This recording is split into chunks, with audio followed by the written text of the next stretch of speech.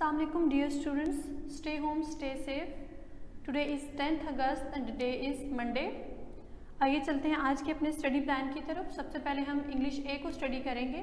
English ए में हम unit number 9 air pollution की रीडिंग कर रहे थे। इसके फर्स्ट पैराग्राफ की हम रीडिंग कर चुके थे। आज हम सेकंड पैराग्राफ स्टार्ट करेंगे। अपनी बुक का पेज नंबर 53 ओपन करें।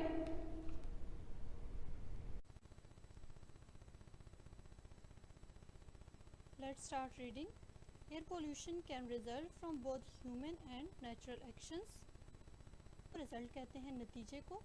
ह्यूमन इंसान है, हवाई आलूदगी इंसानी और कुदरती दोनों सरगर्मियों के नतीजे में होती है।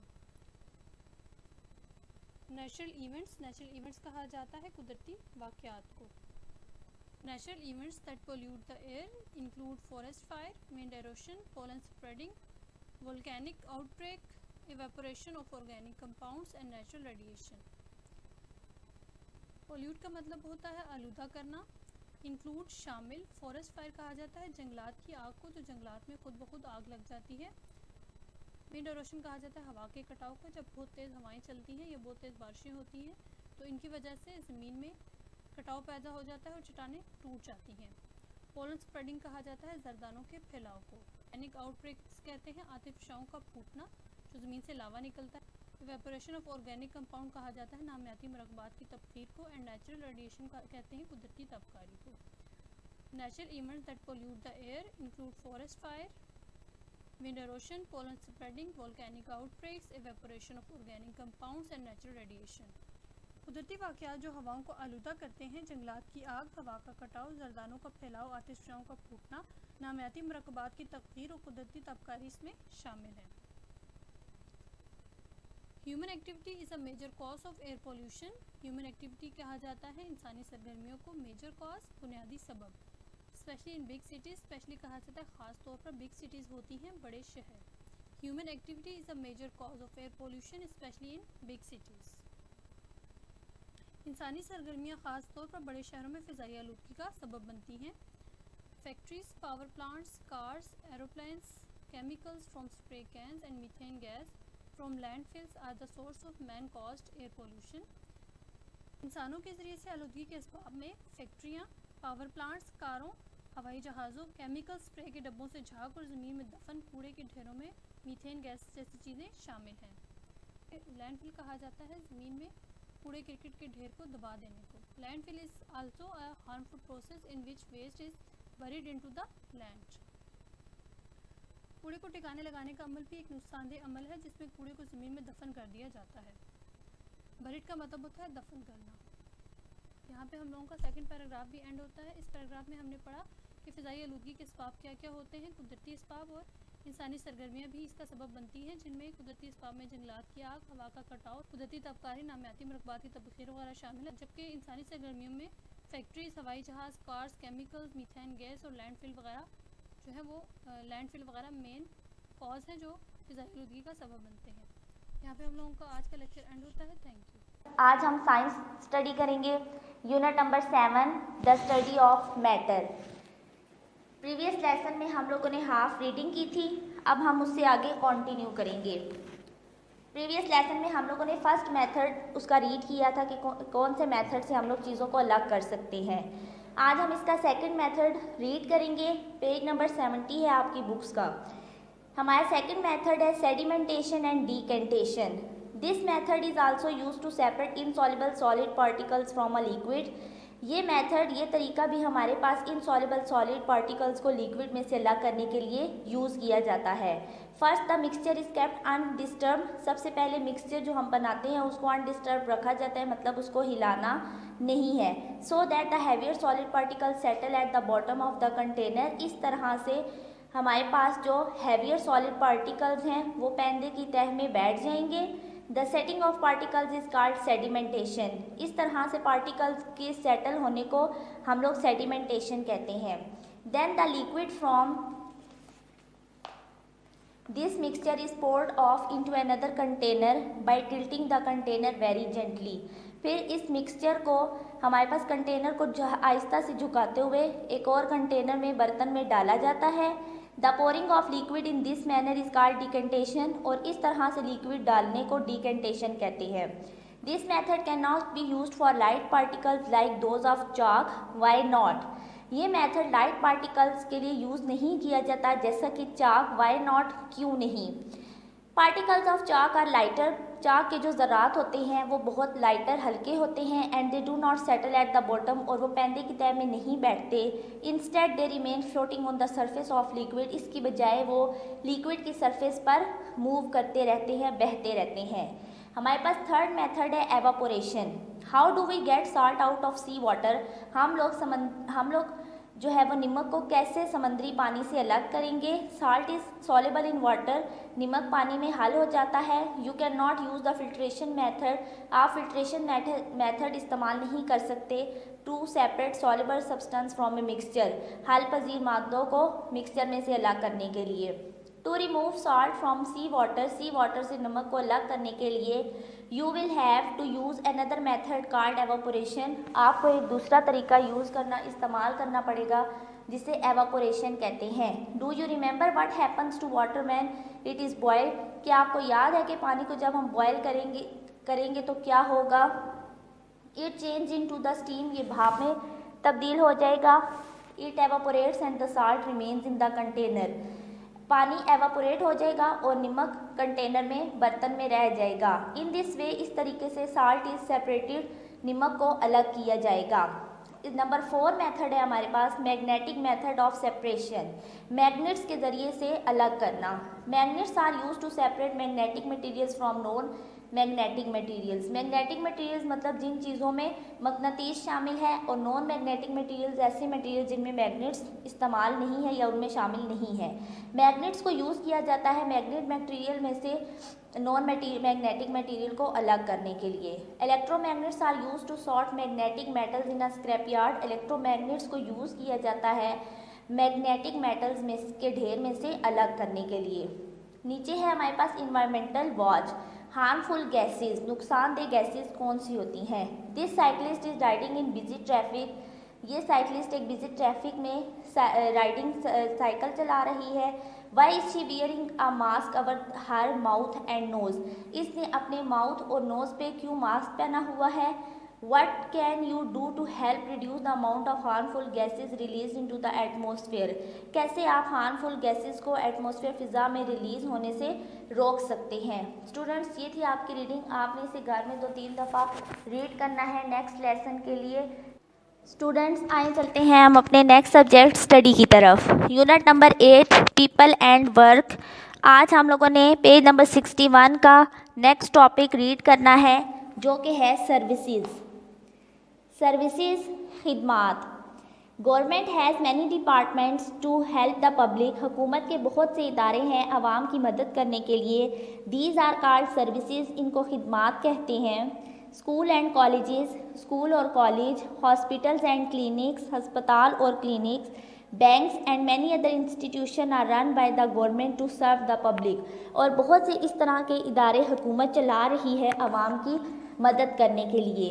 The government also run transport services, हुकूमत जो है वो चलाती है ट्रांसपोर्ट सर्विसेज, आमदोरफ्त की खिदमात। एंड कंस्ट्रक्ट रोड, और सड़कें तामीर करवाती है। कैनल्स, नहरें, ब्रिजेस, पुल एंड बिल्डिंग्स, हुकूमत सड़कें तामीर करवाती है, नहरें, पुल, इमारतें, और बहुत सी आमदोरफ्त की जो सर्विसेज हैं वो भी हुकूमत चलाती है ताकि लोगों की मदद हो सके।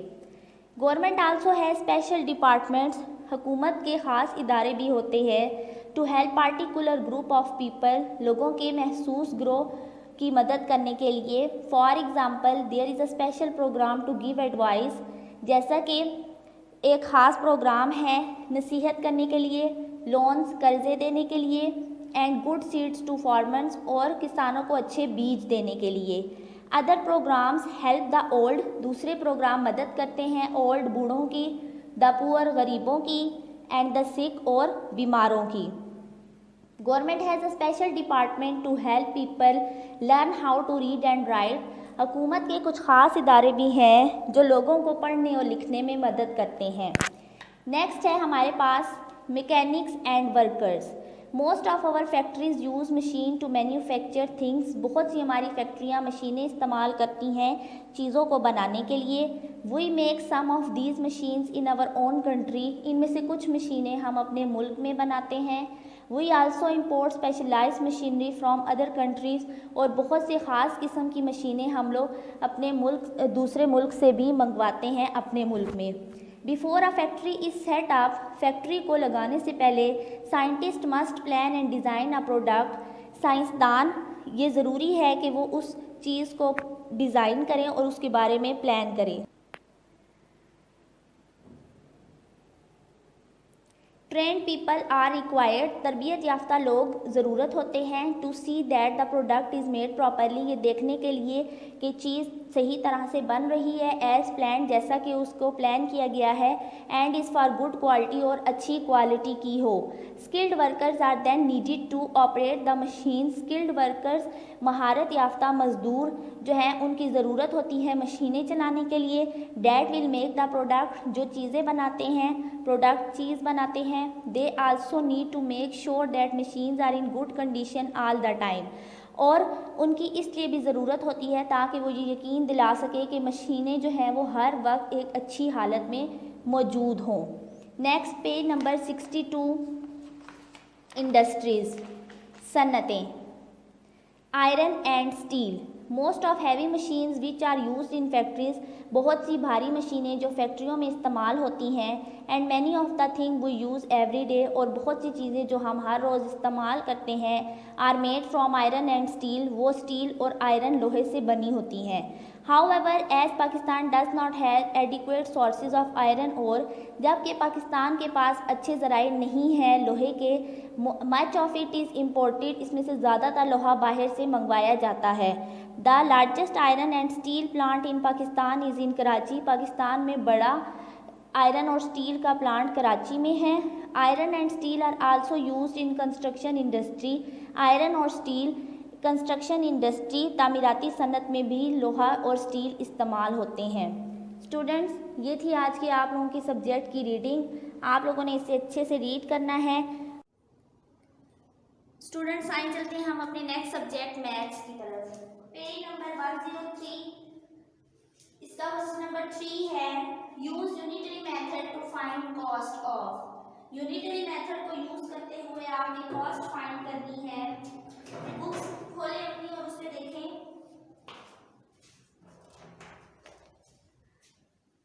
4 नोटबुक्स इफ 10 नोटबुक्स कॉस्ट ₹80.50, आप लोगों ने 4 नोटबुक्स की कॉस्ट फाइंड करनी है अगर 10 नोटबुक्स की कॉस्ट ₹80.50 दी गई है।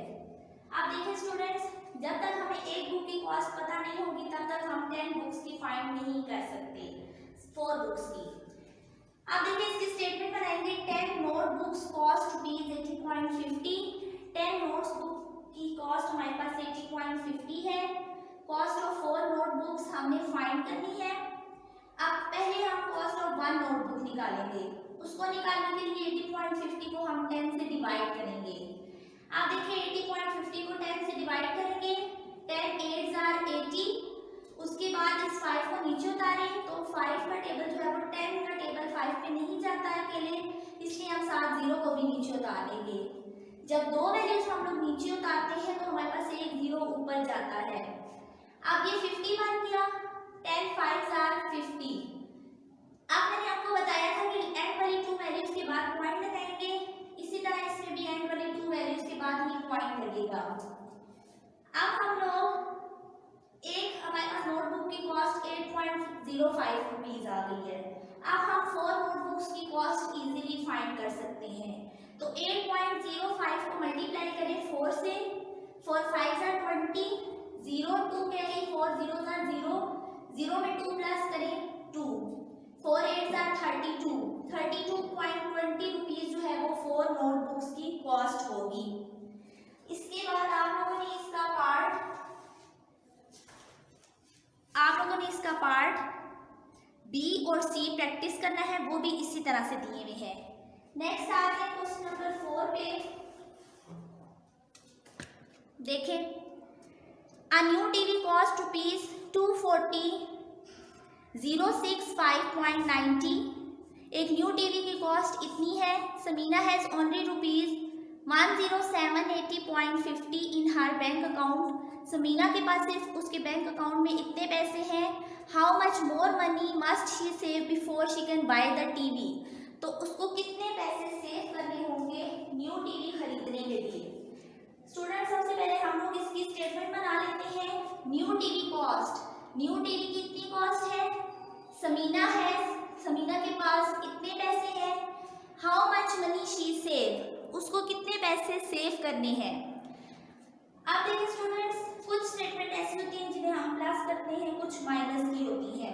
इसमें उसने इतने पैसे उसके पास हैं और इतने का नया टीवी आएगा, तो हमने बताना है कि कितने उसको सेव करने चाहिए। हम माइनस करेंगे, बड़ी वैल्यू हमेशा ऊपर रखेंगे माइनस में। 24,065.90 ऊपर आएगा और 10780.50 जो है वो नीचे आएगा। अब स्टूडेंट्स हम माइनस करते हैं इसको। 0 माइनस 0 0, 9 में से 5 माइनस करें 4, पॉइंट लिखें, इसी तरह नेक्स्ट लाइन में नीचे आ जाएगा। अब 5 में से 0 माइनस करें 5, 6 में से 8। अब स्टूडेंट्स देखिए 6 में से 8 नहीं जा सकता, यहाँ 0 है, 0 से हम 6 को कैरी भी नहीं दे सकते। मैंने आपको प्रीवियस लेसन में समझाया था, जहाँ 0 आ जाता है तो हम साथ वाले से कैरी लेकर देते हैं। अब पहले 4 से हम 0 को कैरी देंगे, ये 10 बन जाएगा। अब 10 से हम 6 को कैरी देंगे। 10 से जब हमने 6 को कैरी दिया तो 6 हमारे पास 16 बन जाएगा और यहाँ पर 10 में से हमने कैरी दिया तो ये 9 बन जाएगा। 16 में से 8 माइनस करें 8 आएगा। 9 में से 7 माइनस करें 2, यहाँ पर हमने इसे कैरी किया था इसलिए यहाँ 3 बच गया। 3 में से 0 माइनस करें 3 और 2 में से 1 माइनस करें तो 1। शी मस्ट सेव, अब उसके पास 13,285.40 रुपीज़ होने चाहिए न्यू टीवी को खरीदने के लिए। स्टूडेंट्स, आज का आपका लेसन यही तक था। आपने इनकी अच्छे से प्रैक्टिस करनी है और इनको समझना है।